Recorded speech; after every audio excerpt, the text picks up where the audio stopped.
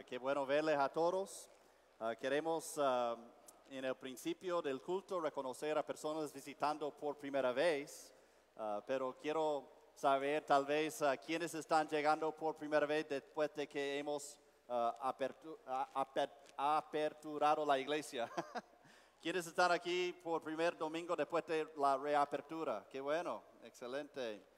Ahora queremos saber si hay alguien por primera vez en su vida en Iglesia Bautista del Faro. ¿Alguien visitando por primera vez en Iglesia Bautista del Faro? Okay. Tenemos un muchacho aquí en la parte de atrás, vino con Nelly. Entonces, gracias por venir. Hay una hoja de visita para llenar. ¿Alguien más visitando por primera vez?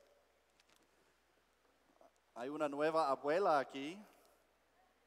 Nuevos abuelos, hermana Marlene trajo a su nieto Diego, entonces felicidades hermana con su nieto, su hijo Jason está visitando con su esposa Hailey y trajeron al nieto Diego y hermano felicidades también a usted, qué bonito.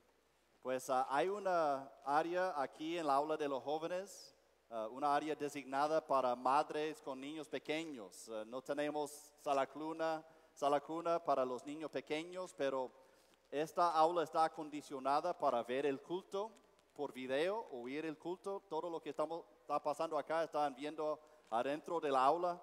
Hemos puesto el aire en una temperatura agradable y así las madres con niños pequeños pueden ir a la aula y cuidar a sus hijos para que no se sientan que haya distracción adentro para los demás.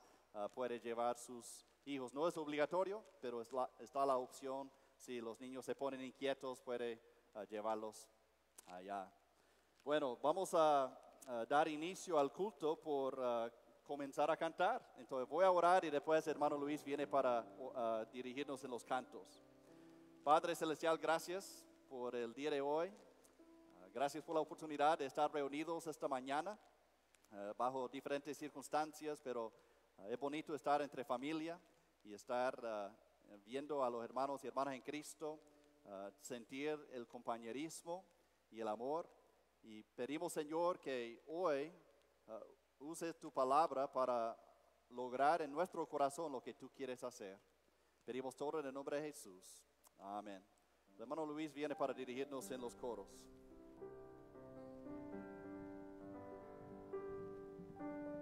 Buenos días tengan todos. Le invito a ponerse de pie para que cantemos junto al Señor esta mañana. Y vamos a comenzar con el canto La Familia de Dios. Amén. Familia de Dios.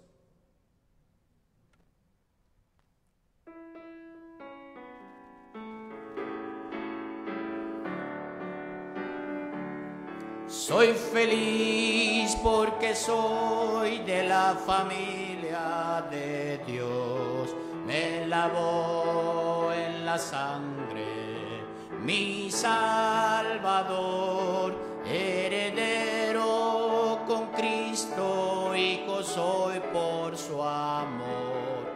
Soy feliz en la familia de Dios. Creo que podemos hacerlo una vez más y le invito a que ponga un poco de ánimo, ¿verdad? Cante con el corazón esta mañana a nuestro Señor.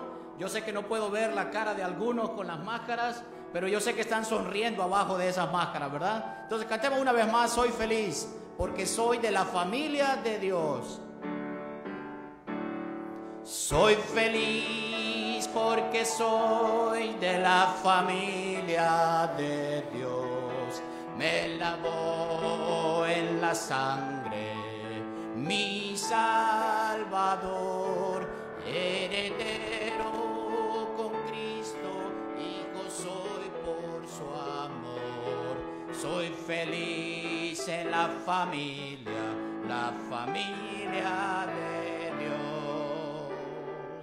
Amén. Vamos a seguir ahora cantando el siguiente coro. Bendito sea el Señor Dios poderoso.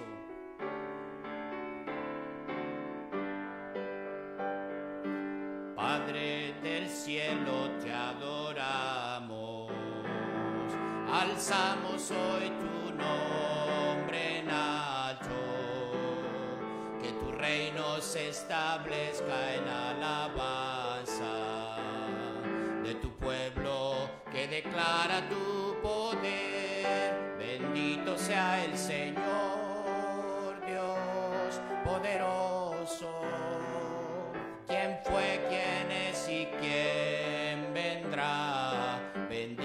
sea el Señor Dios poderoso, por siempre reinará.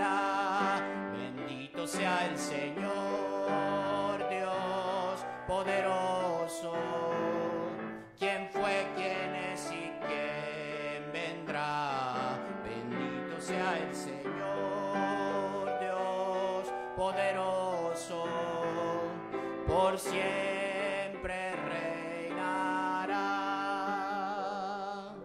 Pues vamos a seguir ahora, hermanos, con el número 325, yo sé a quién he creído. Y espero que también usted sepa a quién ha creído esta mañana. Amén. ¿Listos?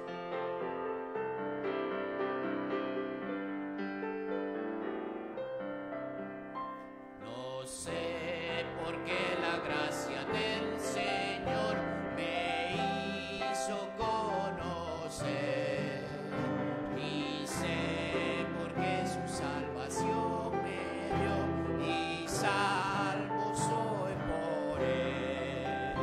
Mas yo sé a quien he creído, y es poderoso para guardarme, y en ese día glorioso iré a morar con él. No sé por qué la gracia del Señor en mí por fe se demostró, ni sé por qué si solo creo en él la paz encontraré. Mas yo sé a quien he creído, y es poderoso para guardarme, y en ese día glorioso iré a morar con él. No sé la hora en que el Señor vendrá, de día o en oscuridad, será en el valle o en el mar, que mi Jesús vendrá. Mas yo sé a quien he creído, y es poderoso para guardarme.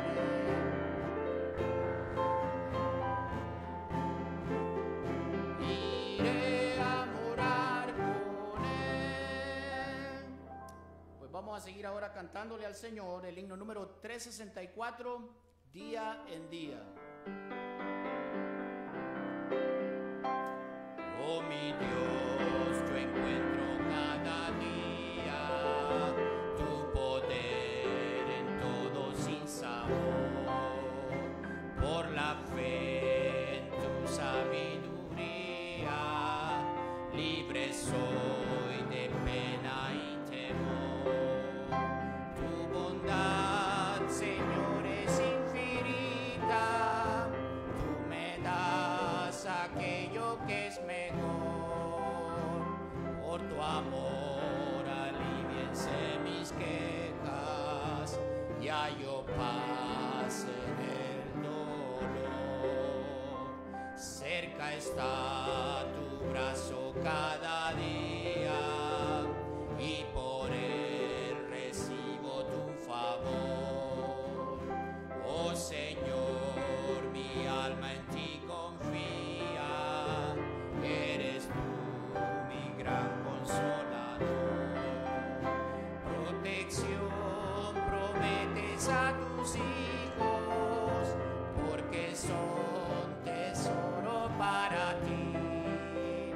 Hallo en ti constante regocijo, sé que tú velas por mí.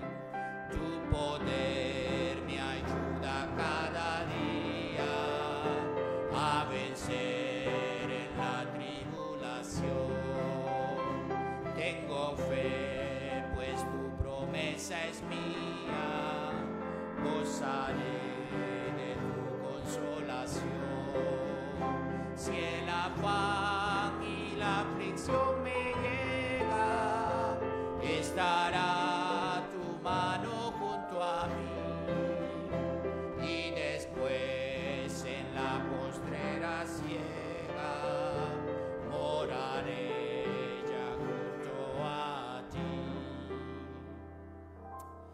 día en día con nuestro Señor. Pues vamos a seguir con un canto más antes del mensaje esta mañana. El canto es Habla, oh Dios.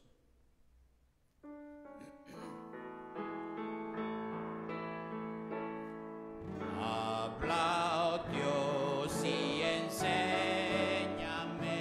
a obedecer con toda humildad. Pruébame y escudriñame bajo el resplandor de tu santidad. Haz crecer mi fe, haz que pueda ver tu glorioso amor y tu autoridad. Que tu voz de gran poder, quite de mi ser la incredulidad. Le invito a que tomen sus Biblias esta mañana y vamos al libro de 1 de Corintios y capítulo 1 para la lectura. 1 de Corintios y el capítulo 1. Estamos comenzando una nueva serie de mensajes del libro de 1 de Corintios. Durante la pandemia terminamos el estudio del libro de Efesios. Y creo que es la mejor manera de conocer la palabra de Dios, estudiar en secuencia la Biblia. Entonces vamos a comenzar con 1 de Corintios y vamos a estudiar versículo por versículo, capítulo por capítulo durante este estudio. El miércoles yo prediqué un mensaje global del libro de 1 de Corintios. Si usted no miró el mensaje el miércoles, yo le animo que en esta semana escuche o mire el mensaje en Facebook del primer mensaje sobre 1 de Corintios, porque habla de globalmente qué significa o cómo cabe en la Biblia este libro de la Biblia. Están jugando conmigo, creo. Están jugando con el sonido. Pues espero que lean, escuchen el mensaje. Ya no puedo pensar. Espero que puedan escuchar el mensaje esta semana del primer libro de 1 de Corintios, primer mensaje del libro de 1 de Corintios para entender globalmente cómo es el libro. 1 de Corintios 1, vamos a leer versículos 1 al 9. La Biblia dice, Pablo, llamado a ser apóstol de Jesucristo por la voluntad de Dios, y el hermano Sóstenes, a la iglesia de Dios que está en Corinto, a los santificados en Cristo Jesús, llamados a ser santos, con todos los que en cualquier lugar invocan el nombre de nuestro Señor Jesucristo, Señor de ellos y nuestro. Gracia y paz a vosotros, de Dios nuestro Padre y del Señor Jesucristo. Gracias doy a mi Dios siempre por vosotros, por la gracia de Dios que os fue dada en Cristo Jesús, porque en todas las cosas fuisteis enriquecidos en Él, en toda palabra y en toda ciencia, así como el testimonio acerca de Cristo ha sido confirmado en vosotros, de tal manera que nada os falta en ningún don, esperando la manifestación de nuestro Señor Jesucristo, el cual también os confirmará hasta el fin, para que seáis irreprensibles en el día de nuestro Señor Jesucristo. Fiel es Dios, por el cual fuisteis llamados a la comunión con su Hijo Jesucristo, nuestro Señor. Oremos. Padre, gracias por la oportunidad de estudiar tu palabra esta mañana. Espero, Señor, que quite toda distracción para que podamos enfocar en lo que dice tu palabra. Y sabemos que tú tienes un propósito en oír la palabra el día de hoy. Y cada persona debe de responder a la palabra. Algunas personas deben de responder para salvación y aceptar a Cristo como Salvador por primera vez en su vida. Otras personas deben de tomar la decisión de vivir siguiendo al Señor Jesucristo en todo aspecto de la vida. Y pedimos, Señor, que hoy cada persona evalúe su propia vida para que tome una decisión responsable. En el nombre de Jesús pedimos todo. Amén. Pueden tomar asiento. Normalmente antes de la pandemia, en este momento, saldríamos nosotros para saludar el uno al otro. y después yo vendría para el mensaje. No se olvide que no estamos recogiendo ofrenda la manera tradicional, pero en diferentes partes hay cajas donde puede depositar su ofrenda, y gracias por su contribución a la iglesia. ¿Cuántos de ustedes usan anteojos? Levante la mano. ¿Usan anteojos?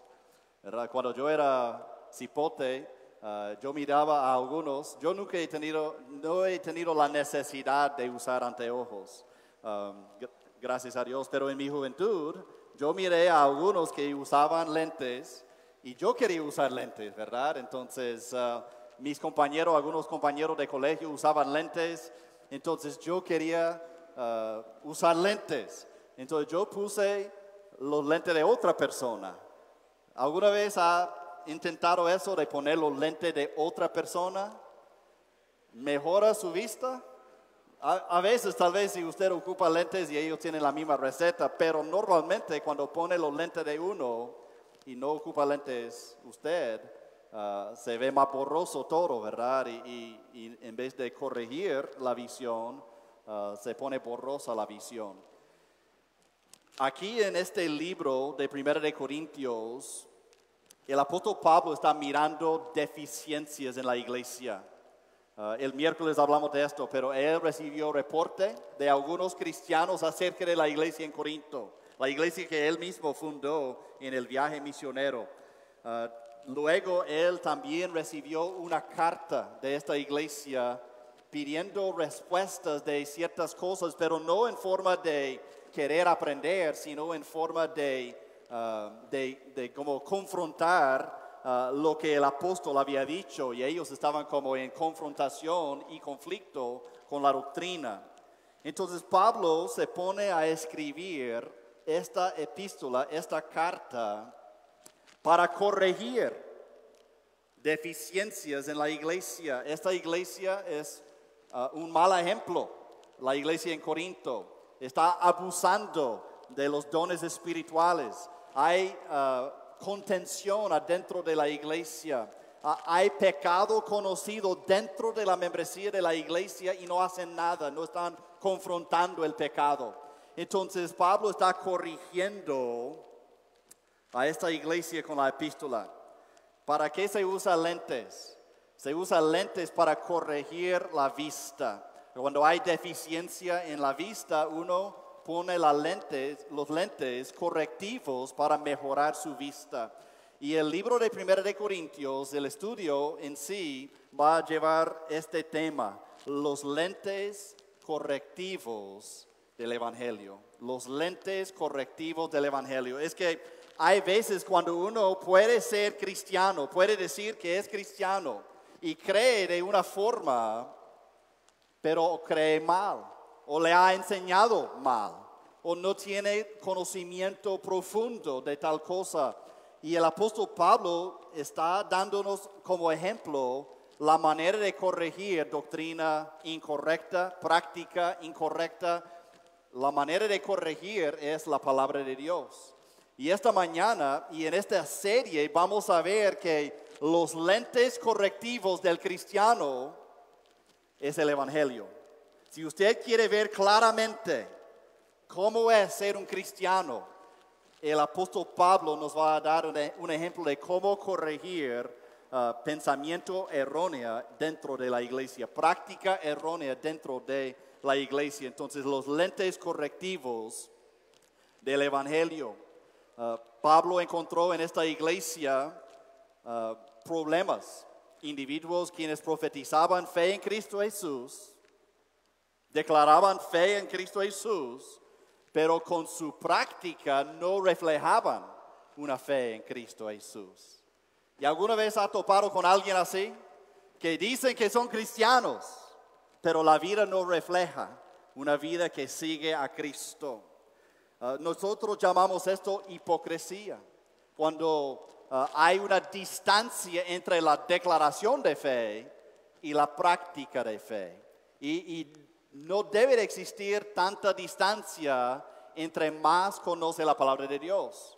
Va a existir una distancia entre la declaración de fe en Cristo y la práctica, pero esa brecha, esa distancia debe de ser menos y menos mientras tengamos más conocimiento de la palabra de Dios. Hay veces, personalmente, hay veces en mi vida que he juzgado a una iglesia por la forma de vivir los miembros de la iglesia. ¿Alguna vez ha hecho usted eso? No, la iglesia ha de ser así porque yo veo que él va a esa iglesia o ella va a esa iglesia. Y si ellos son así como miembros, así es la iglesia. Y yo he caído en ese error de juzgar una iglesia entera por la vida de un miembro de esa iglesia. Pero luego pienso, ¿qué tal piensa la gente de afuera de nuestra iglesia si están examinando la vida de 7 personas? No es justo, ¿verdad? Pero hay algo de verdad en eso. La gente espera algo de un seguidor de Cristo. Y si hay una gran distancia entre la declaración de fe en Cristo y su vida y práctica de fe en Cristo, ellos saben que eso no es correcto. Hipocresía no es correcto. Entonces, Pablo encontró esa distancia entre la profesión de fe de la iglesia de Corinto y la práctica de la iglesia de Corinto. Eso tiene que ver con el testimonio público y el énfasis esta mañana es el testimonio público. Si usted se declara fe en Cristo Jesús, debe de existir una vida que está conforme a su fe en Cristo Jesús. El testimonio público. Y la gente de afuera va a ver su vida y va a tomar una conclusión, va a llegar a una conclusión acerca de su iglesia y acerca de su Salvador por la vida que lleva usted. Cristianos, debemos ser distintos. Debemos ser diferentes en nuestra manera de vivir como seguidores de Cristo. Eso da evidencia en la manera de hablar, la forma de hablar, el contenido de su vocabulario. Lo que dice debe de reflejar una vida que sigue a Cristo, tanto el contenido como el tono y la forma de hablar. No estar hablando en doble sentido, no estar en chistes vergonzosos, sensuales, actitudes, la manera de presentarse a otras personas, su apariencia, su vestimenta, sus acciones. Cada cristiano debe de meditar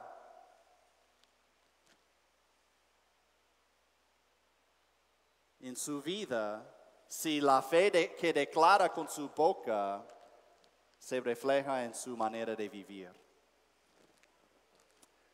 Y hay muchos que nombran el nombre de Cristo y hacen daño al nombre de Cristo y hacen daño a iglesias, comunidades de creyentes, porque el testimonio no es el testimonio de un cristiano.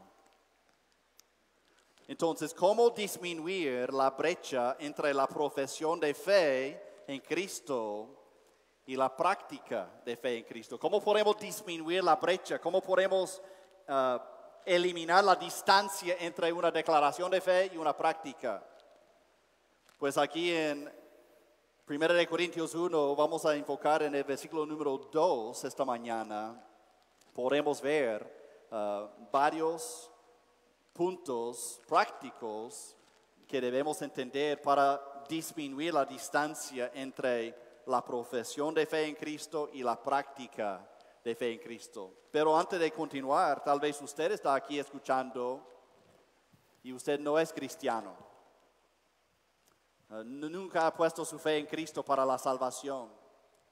Usted viene de invitación a otra persona. Usted viene para escuchar, hay curiosidad.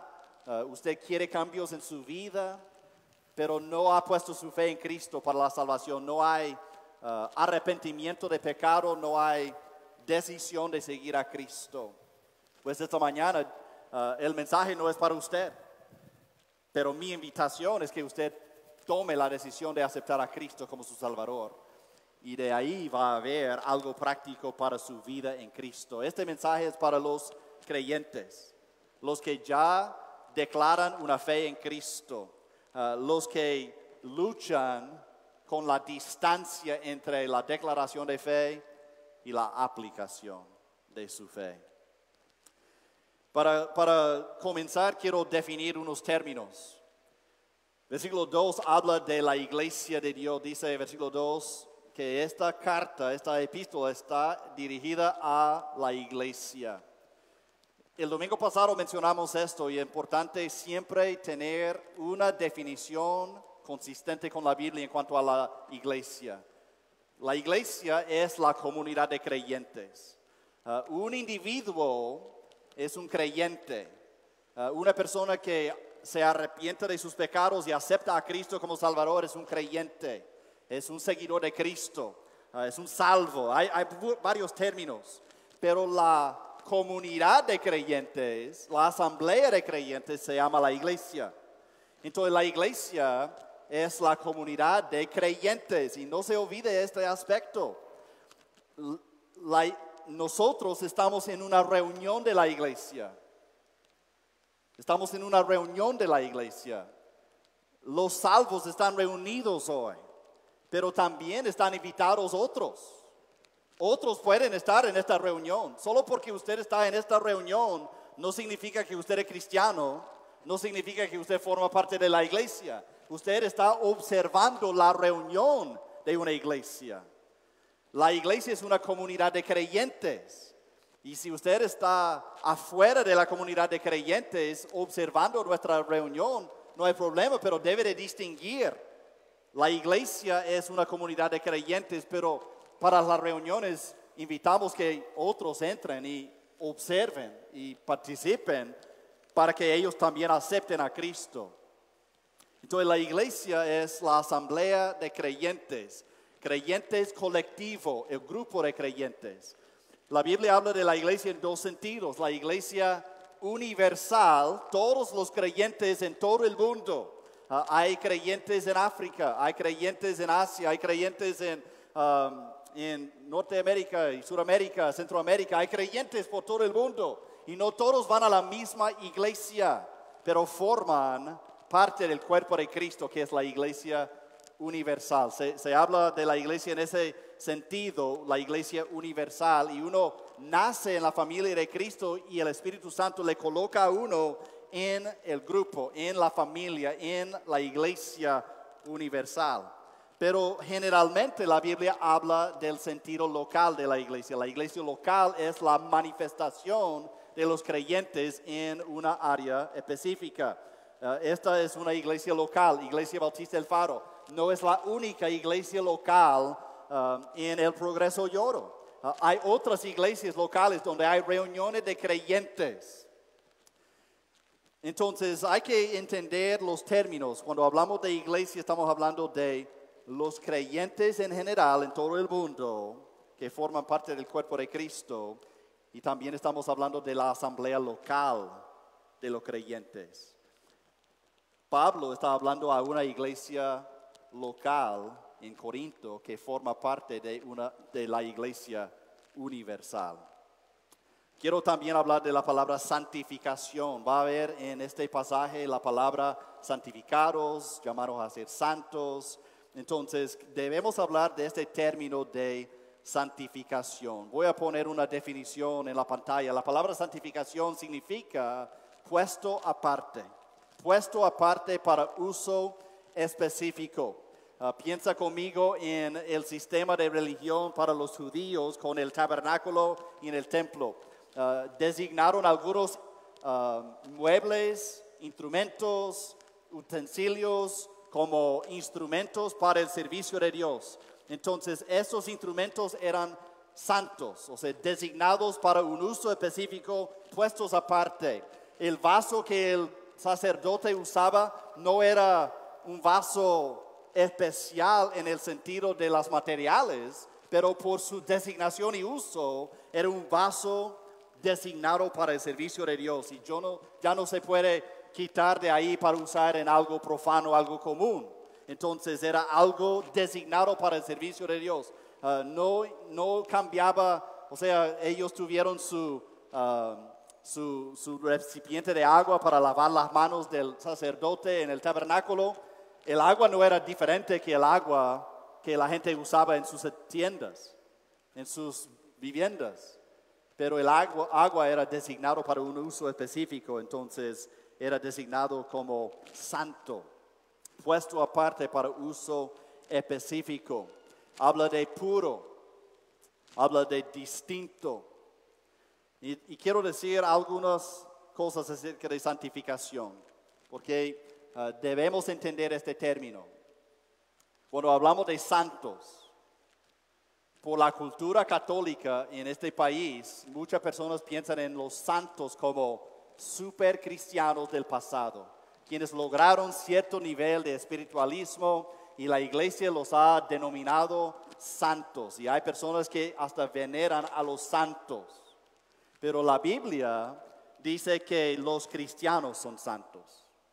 Todos los que son creyentes son designados santos, puestos aparte para el uso de Dios, para pureza, para distinción, para ser instrumentos de Dios. Cada creyente, no existe un creyente que no es un santo en los ojos de Dios.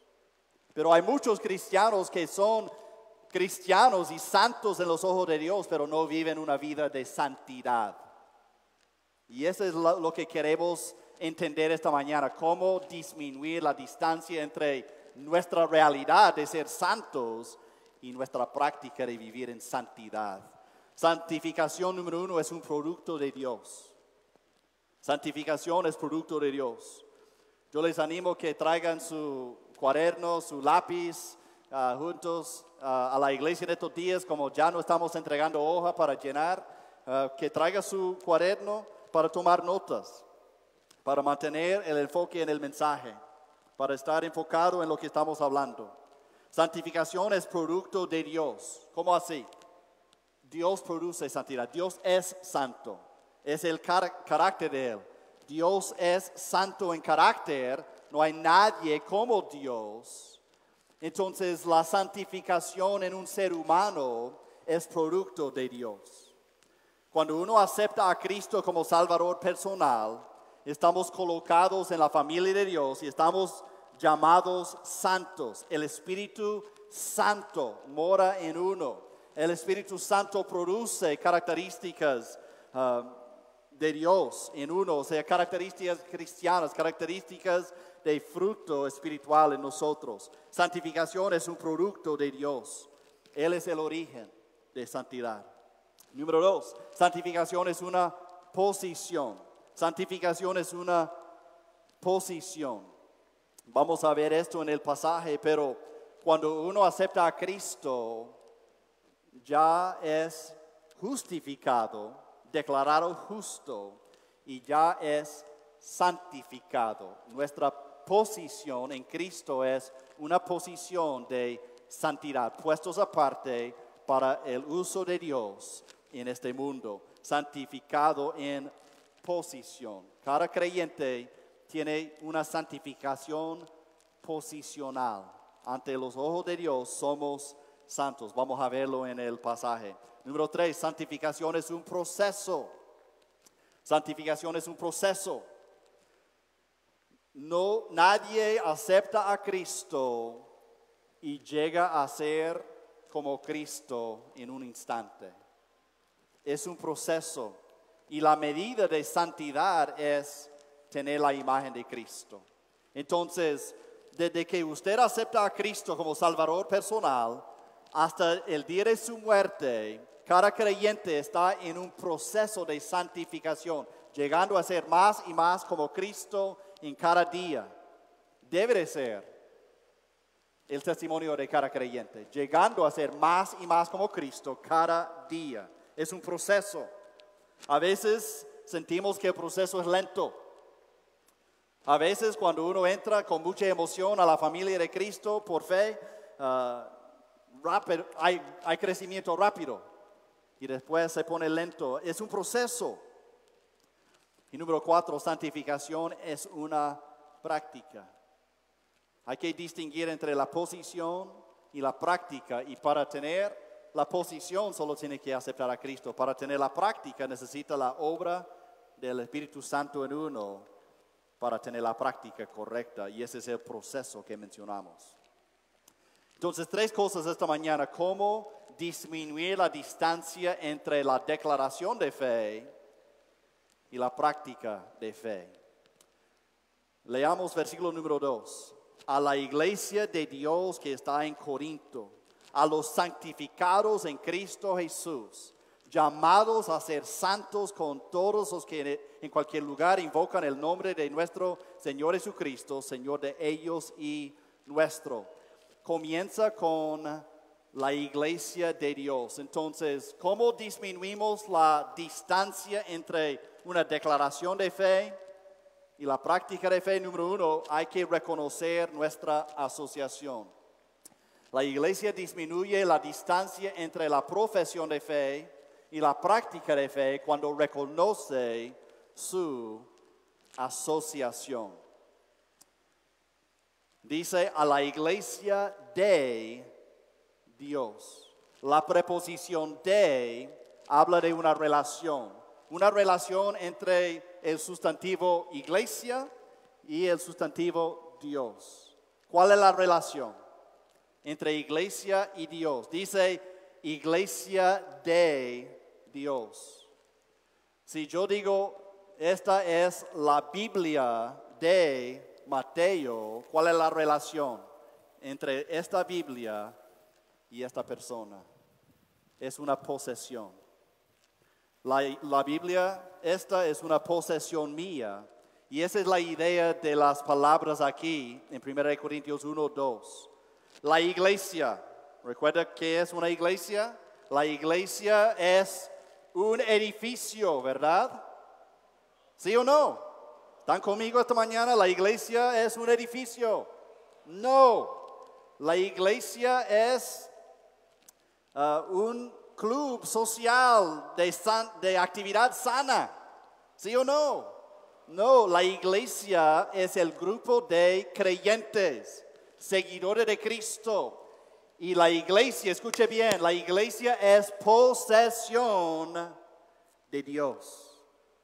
Es posesión de Dios. No es posesión de un pastor. No es posesión legal de una junta directiva. En la realidad, la iglesia en todo el mundo, la iglesia es posesión de Dios. Debemos reconocer la asociación. Si usted es creyente esta mañana, si usted forma parte de la iglesia, usted forma parte de algo que es posesión de Dios. Dios tiene la carga de proteger la iglesia. Dios tiene la carga de edificar la iglesia. Dios es quien fundó la iglesia pertenece a Dios, la iglesia recibió el poder de Dios, todo pertenece esta iglesia pertenece a Dios, el grupo de creyentes pertenece a Dios. Entonces debemos reconocer nuestra asociación. Si usted es creyente esta mañana, forma parte de la iglesia. Si no forma parte de la iglesia local formalmente, por lo menos como creyente forma parte de la iglesia universal, pero debe de formar parte de la iglesia local para practicar sus dones espirituales y ponerse bajo la supervisión de un pastor local. Pero la idea es que nosotros debemos meditar en nuestra asociación. ¿Por qué tantos creyentes tienen una gran distancia entre declarar que uno sigue a Cristo, pero no practicar lo que es de Cristo? Han perdido el enfoque de quiénes son. Nosotros pertenecemos a Dios, somos posesión de Dios. Y cuando reconocemos nuestra asociación que yo pertenezco a Dios, la iglesia pertenece a Dios, ¿Alguna vez ha prestado algo a un vecino y después se arrepintió de haberlo hecho? Tal vez prestó una rastrilla y viene la rastrilla y las cosas plásticas ya no existen, ¿verdad? Todo está enderezado en vez de tener la curva para jalar. Tal vez el palo está quebrado y por lo menos puso tape, ¿verdad? Antes de regresarlo. Pero ¿alguna vez ha prestado algo a un vecino o a un cristiano y de repente se arrepiente de haber prestado tal cosa? Casi no tengo la costumbre de prestar cosas ahora por lo mismo, que casi nunca devuelvan la cosa así como uno entregó la cosa. ¿Y eso qué demuestra? Si una persona pide prestado algo, pero no cuida la cosa, y cuando devuelva la cosa, pues no está en el mismo estado, ¿qué demuestra? Que no hay respeto, principalmente para el dueño de la posesión. Y cuando uno dice que es cristiano, pero vive como si no fuera asociación con Dios, ¿cómo se siente Dios? Qué falta de respeto cuando uno no reconoce quién es el dueño. ¿Quién es el dueño de la iglesia? Yo tengo una carga aquí para alimentar en la parte espiritual. Los pastores de una iglesia tienen esa carga, esa responsabilidad. Me siento animado cuando veo a las personas llegar y estar pendientes y atentos y sirviendo. Pero la realidad es que no debo de sentir tanta tristeza o ofensa contra mi persona si veo que hay gente que no asiste, que hay gente que no hace nada, que hay gente que no vive como debe de vivir. No siento tristeza ni ofensa por mí mismo, pero debo de sentir la tristeza y ofensa contra Dios, quien es el dueño de la iglesia. Y cuando hay una gran distancia entre declaración de fe y práctica de fe, falta respeto al dueño de la iglesia, cuando debemos reconocer nuestra asociación. Número 2, cuando entiende su designación. Su designación. ¿Cómo disminuir la distancia entre la declaración de fe y la práctica de fe? Cuando uno entiende su designación. 1 Corintios 1:2 dice, la iglesia de Dios, la iglesia que pertenece a Dios, que está en Corinto. ¿Y cómo es la iglesia? ¿Cómo describe Pablo a la iglesia? A los santificados en Cristo Jesús. Ahora, yo he leído la carta entera varias veces. Esta iglesia no es una iglesia ejemplar, pero Pablo reconoce la designación de Dios para los creyentes y él dice a los santificados en Cristo Jesús. Nuestra posición, cuando uno acepta a Cristo, nuestra posición es santificado, pero Pablo reconoce que hay una gran distancia entre la profesión y la práctica. El verbo aquí es un verbo, no parece verbo donde dice a los santificados en Cristo Jesús, pero es un verbo en el tenso perfecto. Y tal vez eso no significa nada para usted, pero eso es lo que significa en el griego. Es una acción pasada, santificados, pero con resultados presentes. Entonces, cuando uno acepta a Cristo, uno está puesto en la familia de Dios, santificado. Pero los resultados de su santificación deben de ser resultados presentes. No importa cuándo aceptó a Cristo usted. No importa si ya pasaron 10 años, 20 años, usted fue santificado en el pasado, pero esa acción de ser santificado debe de tener resultados presentes hoy. Hay algunos que tienen la perspectiva que cuando uno acepta a Cristo, pues ya estuvo y puede vivir la vida como quiera ahora. Que no importa, ya tiene su boleto para el cielo y ya. Ya puede vivir su vida a su manera. Esto no es cristianismo genuino, eso se llama libertinaje y la Biblia condena libertinaje. Cuando uno está en Cristo, posicionalmente son santificados, pero debe de tener resultados de práctica en su vida.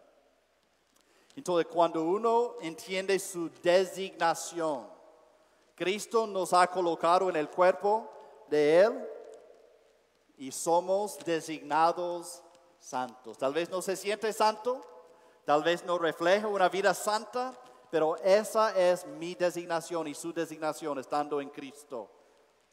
Y número 3, cuando acepta su transformación. ¿Cómo disminuimos la brecha entre práctica y profesión? Declaración y práctica. Debemos entender nuestra asociación. Somos propiedad de Dios. Él manda, Él es el dueño. Debemos entender nuestra designación. Él nos llama santos. Santos no son aquellos como Madre Teresa, que vivió una vida de piedad y ya son santos en una denominación. Los santos son los creyentes. Si usted esta mañana dice, yo soy seguidor de Cristo, usted está designado, denominado santo. Pero hay que aceptar también nuestra transformación. No solo somos designados santos, pero somos llamados a ser santos, dice el versículo 2.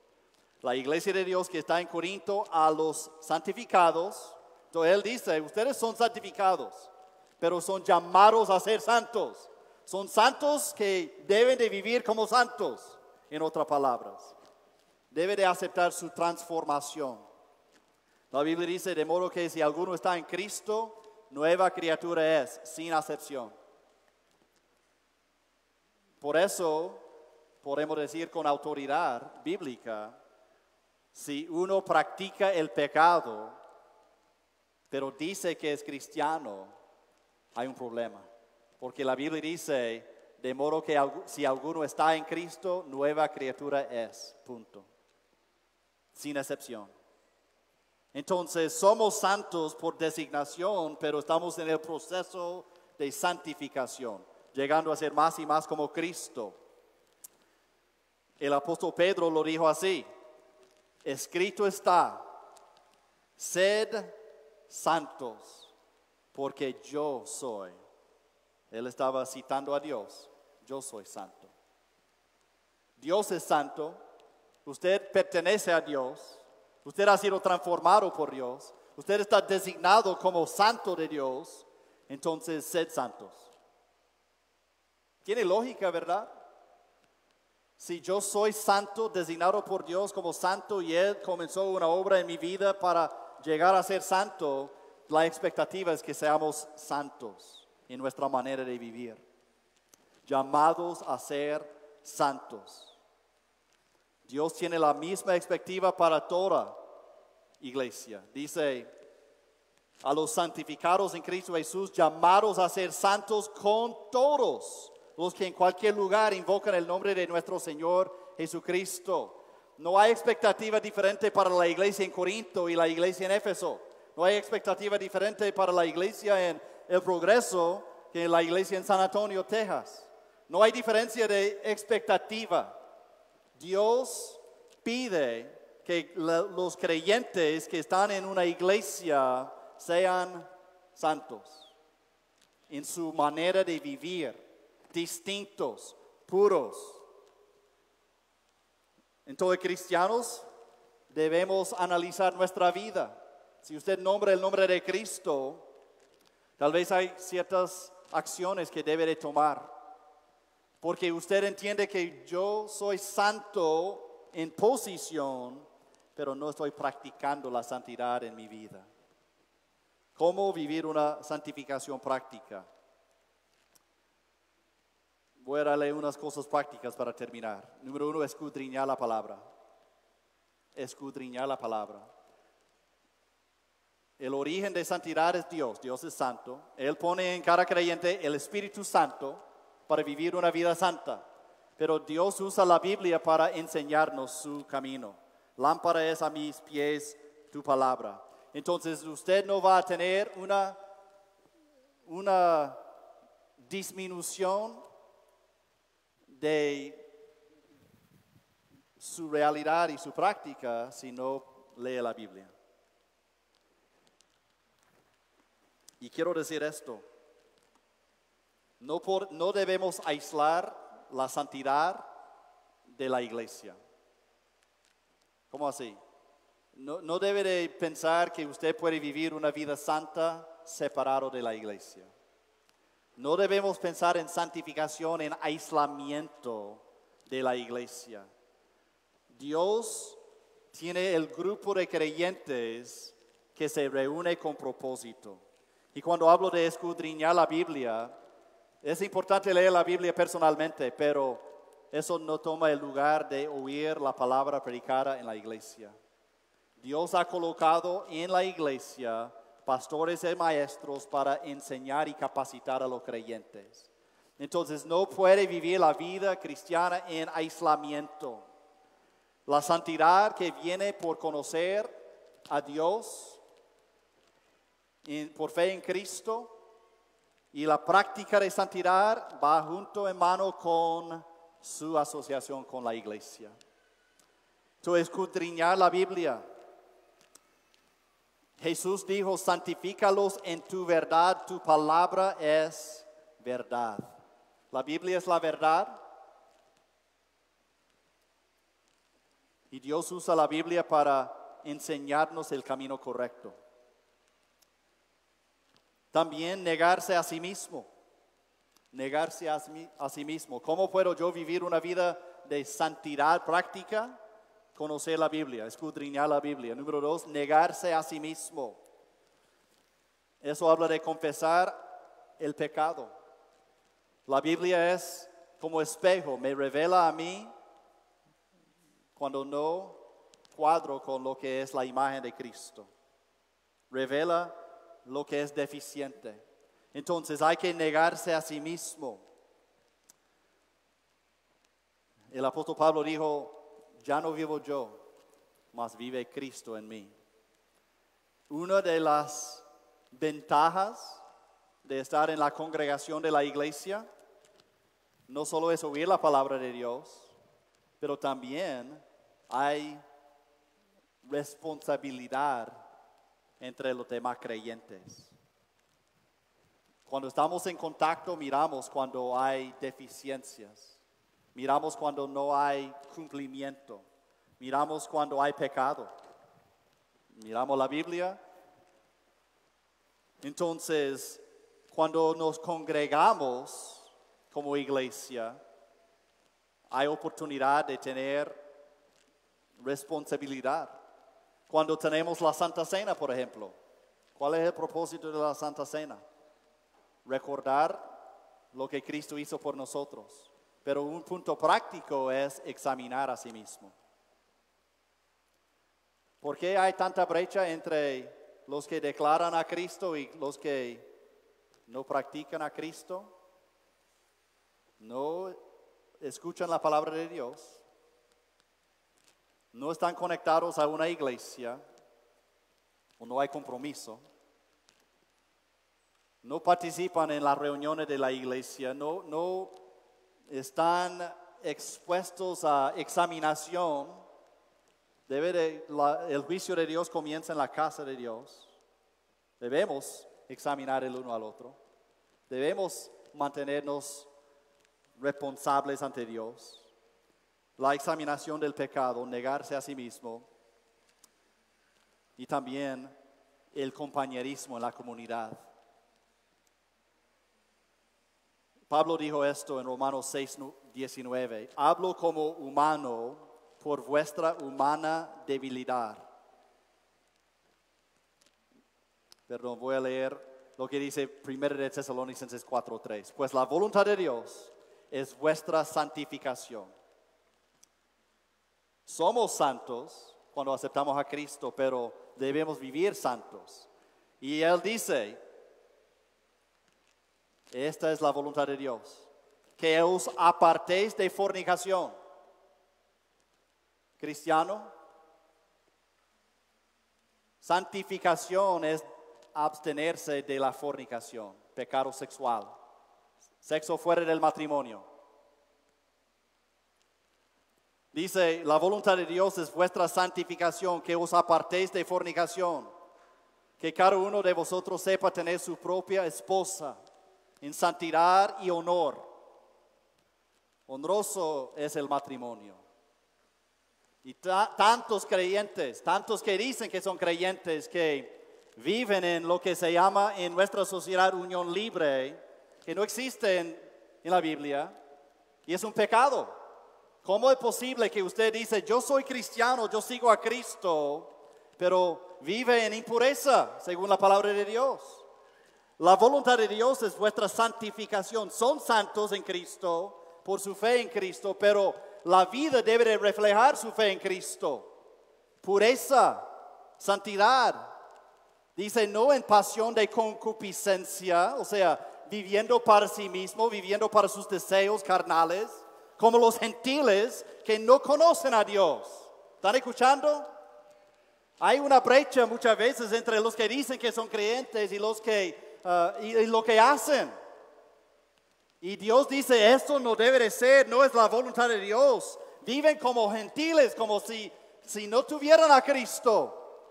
Que ninguno agravie ni engañe en nada a su hermano, porque el Señor es vengador de todo esto, como ya os hemos dicho y testificado, pues no nos ha llamado Dios a inmundicia, sino a santificación.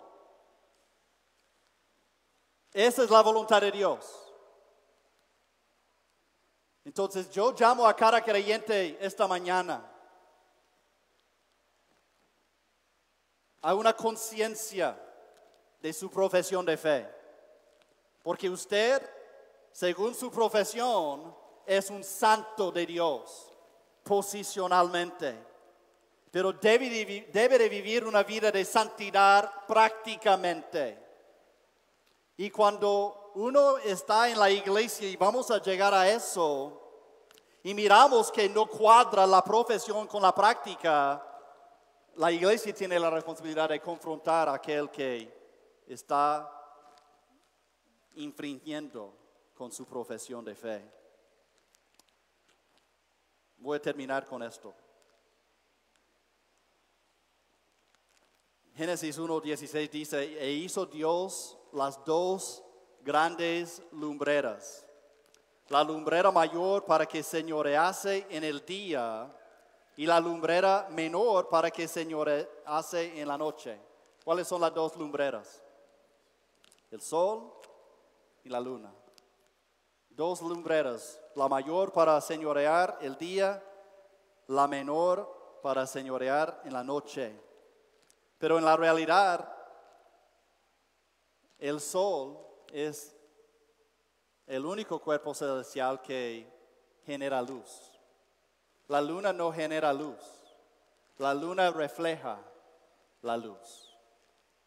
Podemos ver la luna brillante en la noche, pero no genera luz, refleja la luz. De hecho, hay diferentes fases lunares. Cuando está bloqueado la vista, cuando la tierra está entre el sol y la luna, se pone en diferentes fases y uno mira menos de la luna o más de la luna dependiendo en la proximidad al sol y si uno está estorbando entre los dos. Y cristianos, quiero decir esta mañana, usted no es la luz, Cristo es la luz. La santidad en nosotros no es santidad propia, es santidad de Él.